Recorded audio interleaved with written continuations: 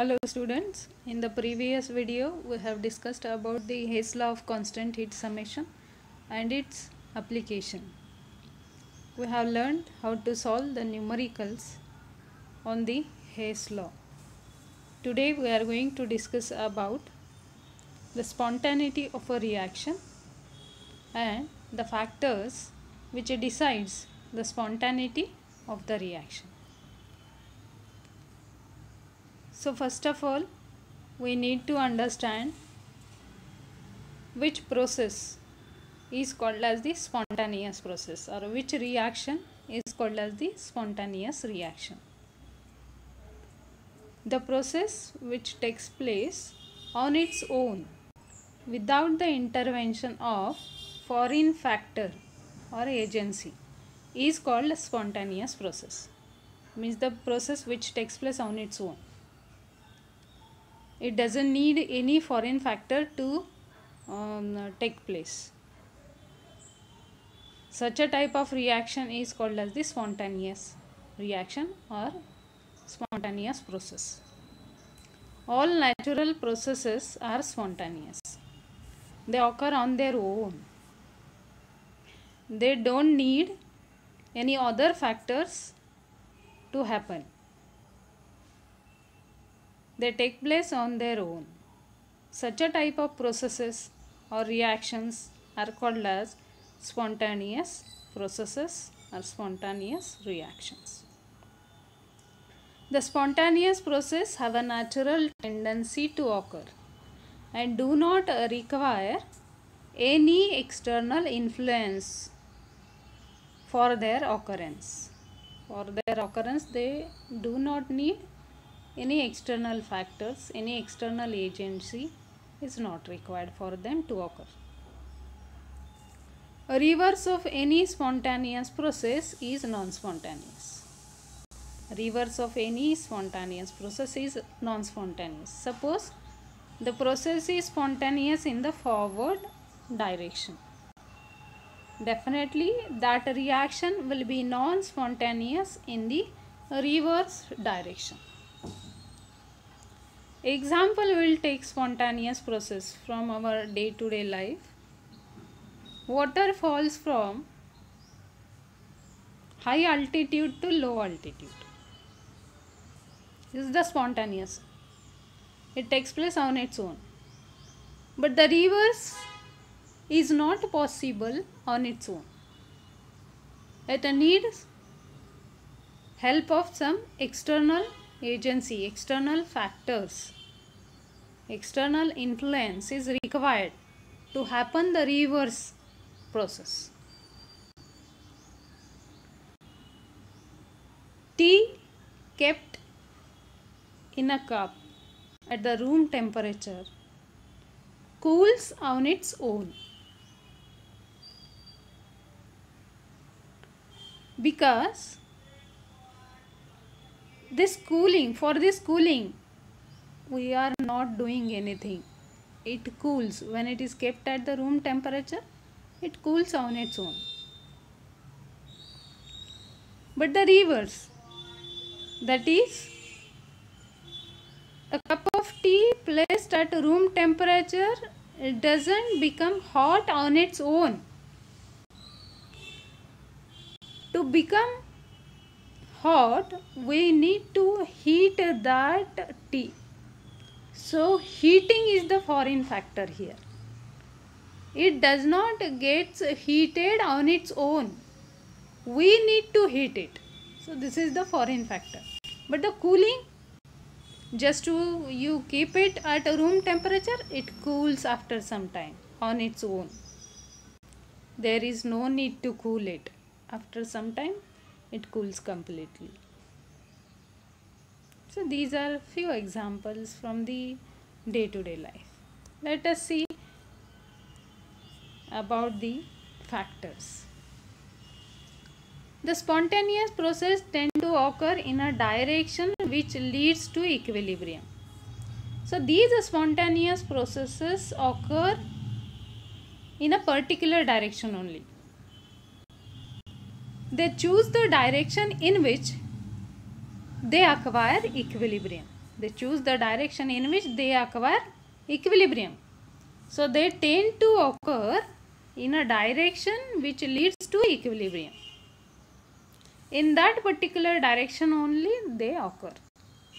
The direction in which equilibrium can be achieved, that direction is only possible for the spontaneous process to take place. Why some processes are spontaneous in a particular direction only? So question arises to us, why these processes occurs in a particular direction? What is the driving force? So it is very necessary to understand it in detail. So let us come to the energy and spontaneity. So the relationship between the energy and the spontaneity. So what type of relation is there? We will discuss in detail. The spontaneous reaction takes place in a direction in which energy of the system is lowered. The spontaneous processes takes place in a direction in which the energy is lowered. When does the energy gets lowered? When that particular system, when that particular process or when that particular reaction releases the energy out of it. Releases the energy out of it, then only lowering of the energy of that system is possible. And the reaction in which energy is released, such a type of reactions are called as the exothermic reactions. So we can say that exothermic reactions are spontaneous, because there is a criteria given that spontaneous process takes place in a direction in which the energy is lowered, and lowering of energy is possible by release of energy, and the processes which releases energy are called as the exothermic. So we can conclude that exothermic reactions are spontaneous reactions. Example, the reaction between NaOH and HCl. When NaOH and HCl are mixed, they immediately react on their own.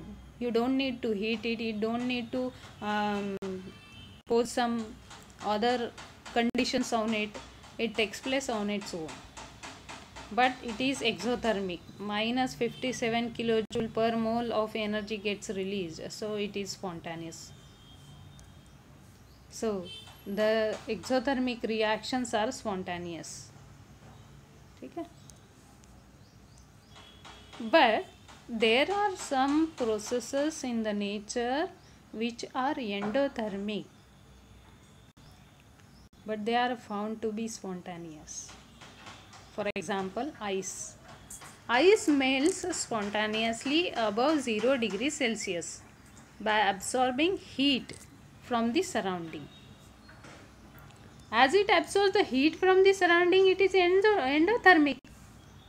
But it is spontaneous. It is our everyday observation that if you keep some ice cubes in the plate, that ice melts on its own.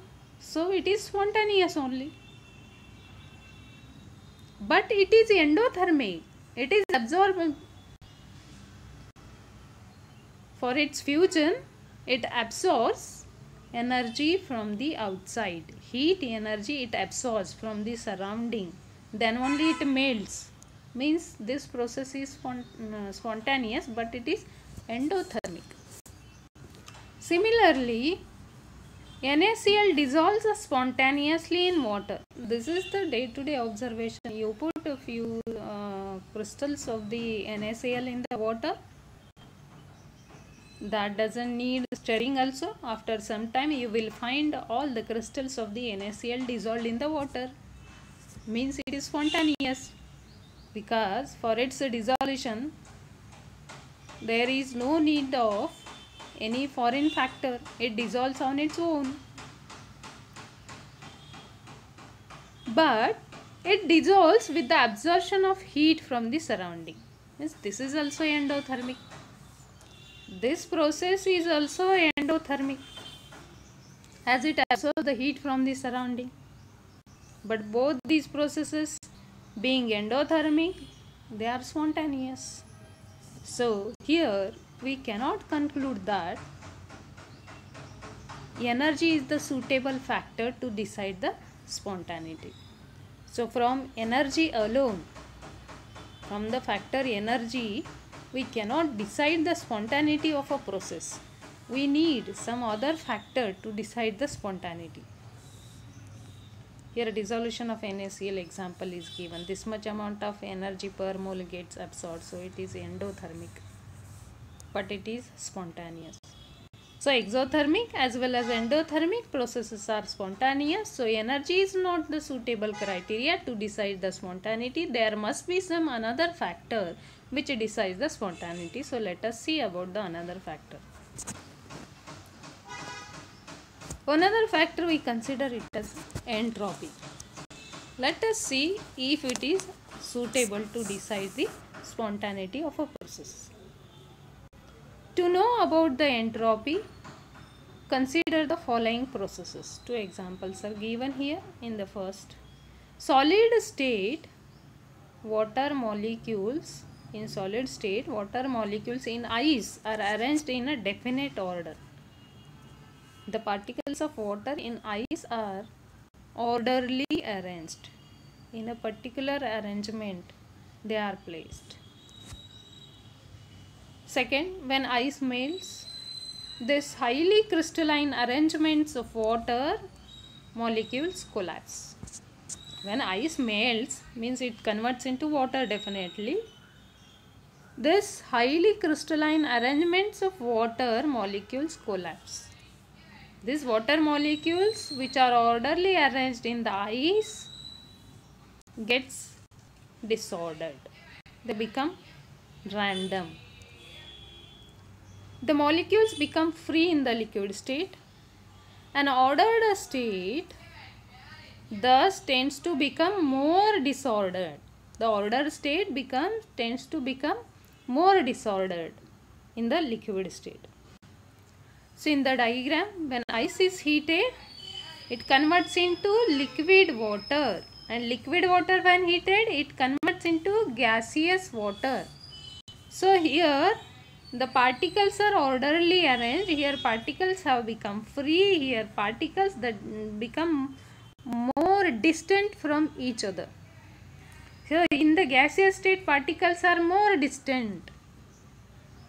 So here randomness observed will be more definitely, as they are at the higher distance from each other. There will be very negligible attraction between the particles. So these particles can move anywhere in the available area. So the randomness observed will be more in the gaseous state. So when liquid water vaporizes, gaseous water molecules move freely and randomly in the available space. Less disordered state becomes highly disordered state. Here this is the less disordered, less random. Randomness is negligible, randomness is moderate, randomness is higher.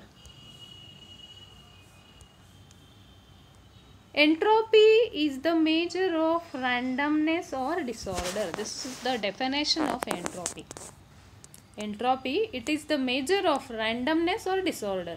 It is denoted by capital S, and the change in entropy is denoted by delta S. Less the randomness, less is the entropy. Higher the randomness, higher is the entropy, because the entropy is a measure of randomness. It is the measure of randomness. It means it depends on the randomness. It measures how much randomness is there in the given state. So less the randomness, less the entropy. Higher the randomness, higher is the entropy. Therefore we can conclude that entropy is directly proportional to randomness. Means randomness increases, entropy increases, randomness decreases, entropy decreases. So it is directly proportional to randomness. For a given substance, solid state is the state of minimum randomness or disorder. We know that in the solid state, particles are orderly arranged. In a particular fashion, they are arranged very systematically. They are tightly holded to each other. The attractive forces are higher in the particles, so they are tightly holded to each other, leads to the formation of orderly arranged. These are orderly arranged. Arrangement is ordered. So it is the state of less entropy. Particles do not move here and there. So it is the state of less entropy because the randomness is less. In the liquid state, randomness observed is moderate. Therefore, entropy is a moderate. Entropy is a measure of randomness. So, as the randomness is moderate in the liquid state, entropy will be moderate. In the gaseous state is the more randomed state or disordered state because there is much more distance in the particles. Interparticle distances are much more. So, the interparticle attractions are very negligible. The particles can move independently in the available space. So, the randomness observed will be higher. So, the entropy is higher in the gaseous state. So, for a given substance, gaseous state is the state of higher entropy. And for a given substance, increase in entropy takes place moving from solid to gaseous state. Just now we have discussed, because when solid is heated, it converts to liquid state, and liquid state particles become little bit free compared to solid state, and when liquid state heated, it converts to gaseous state. In the gaseous state, particles become much more free. They are free to move individually here and there in the available space. So here the entropy randomness increases from solid to liquid and liquid to gas. So here entropy increases from solid to gaseous state. See here example of dissolution of iodine crystal in water is given. Iodine crystals, I2, formula is I2. This is molecular iodine. When dissolved in the water, it gets converted into the solution.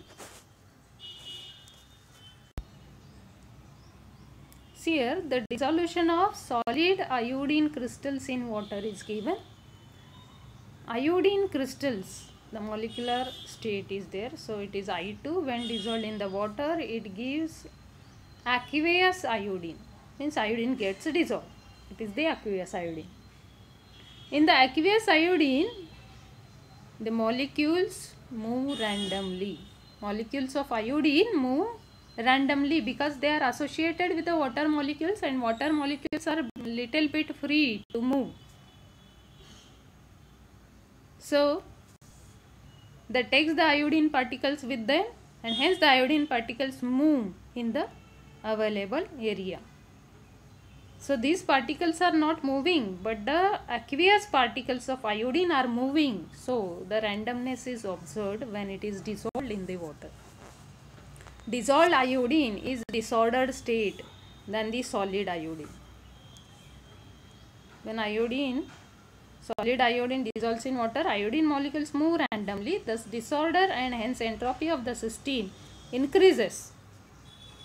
Entropy of the system is increases means delta S will be positive for the dissolution process. Delta S increases. In this case, it is disorder is more. In this case, disorder is less. Delta S is equal to final minus initial, and final is greater and initial is less, and the delta S will be in the positive.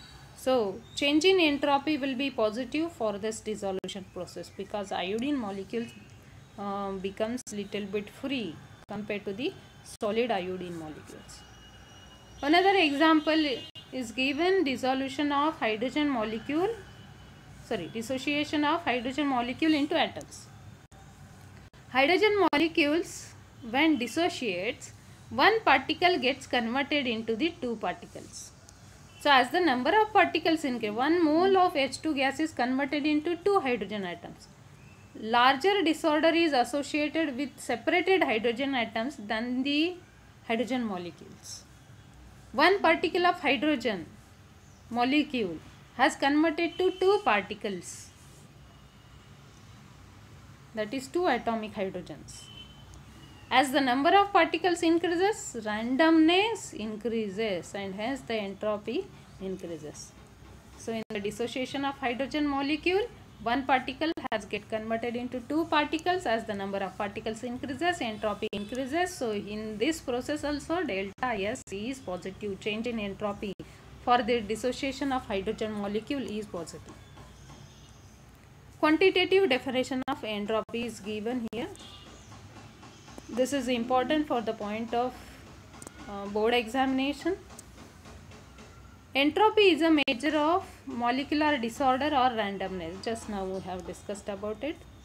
An entropy change of a system is equal to the amount of heat transferred reversibly. Amount of heat transferred reversibly to it in a reversible manner. That is reversibly when it is transferred to that system divided by the temperature in the Kelvin at which the transfer takes place. Entropy change of a system is equal to the amount of heat transferred to it in a reversible manner divided by the temperature in the Kelvin at which the transfer takes place. So its mathematical definition is given in this way: delta S is equal to Q reversible divided by T. T is in Kelvin, and heat when expressed in the joule, the unit of delta S will be joules per Kelvin. So this is important. Remember this in the MCQ. This can be asked. The meaning of that quantitative definition of entropy we need to understand. When heat is added to the system, the molecular motions increase. Just now we have studied solid state. Molecular motion is not there in the solid state. Molecules are tightly folded because the gaseous, and in the gaseous state molecular motions are more because the attractive forces decreases when we heat it. So when heat is added to the system, the molecular motions increase due to increase of their kinetic energies. This results in increased molecular disorder. When heat is added, the system gets disordered, and thus the entropy of the system increases, and thus the entropy of the system also increases. As the disorder increases, entropy of the system increases. So change in entropy, that is delta S, is proportional to Q reversible. Q reversible is the heat added to the system. As we add the heat, the molecules become disordered and the entropy of the system increases. So it is proportional to the Q reversible. So delta S is equal to Q reversible divided by T. So delta S is directly proportional to Q reversible, it means, because as the heat increases, entropy increases. When heat is added, entropy increases. The effectiveness of the addition of heat to increase randomness depends on the temperature. The effectiveness of the addition of heat, the added heat is responsible to increase the randomness. Here we have discussed added heat is responsible to increase the randomness, but what is the effectiveness of the added heat in increasing temperature is very important. If a certain amount of heat is added to the system at higher temperature, if the system is already at higher temperature and heat is added into that, then the disorder caused is lesser, because as it is at higher temperature, it is already disordered state. Beyond that also, if we add some heat, it becomes a disorder, no doubt, but the disorder caused is lesser because it is already disordered, and the disorder caused is lesser than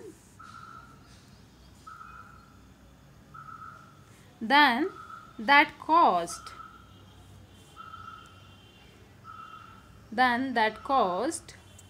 by adding the same amount of heat to the system at lower temperature, than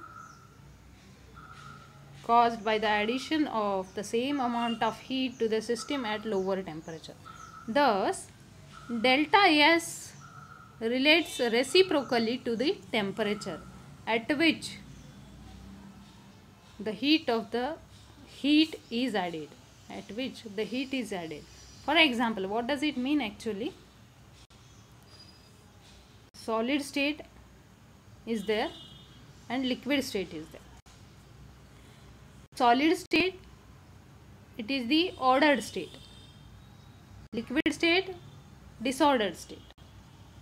I am going to add 20 joule of heat to both the systems. 20 joule of heat to both the system. But solid is at 25 degrees Celsius. Solid is at 25 degrees Celsius and liquid is there at 50 degrees Celsius. And in this systems I am going to add 20 joule of heat. Means same amount of heat I am going to add in both the systems. This is the first system, this is the second system. First system is at lower temperature, second system is at higher temperature. The same amount of heat I am going to add in that. See here, at 25 degrees Celsius means this system is ordered state because the temperature is less. Here temperature is more, it means this system is disordered state. Already some disorder is more compared to this one because the temperature is higher. When we add same amount of heat into that, the disordered increased or observed will be more in the solid state because it was disordered initially. When I am adding the heat from outside, the disorder increased is more, observed disorder is more. Here already it is disordered. It becomes a disorder after adding heat, but the disorder observed is less. So, the temperature is there in the denominator. So, the entropy increased is inversely proportional to the temperature. So, delta S is inversely proportional to the temperature. Higher system at higher temperature, the entropy is less. System in the higher temperature, entropy is less. System at lower temperature, entropy will be more. Increase in entropy will be more. So, delta S, change in entropy, is inversely proportional to the temperature and directly proportional to the heat added to that system reversibly. In the system which is at lower temperature, when heat is added, the observed entropy change is less than the system which is at higher temperature. Okay.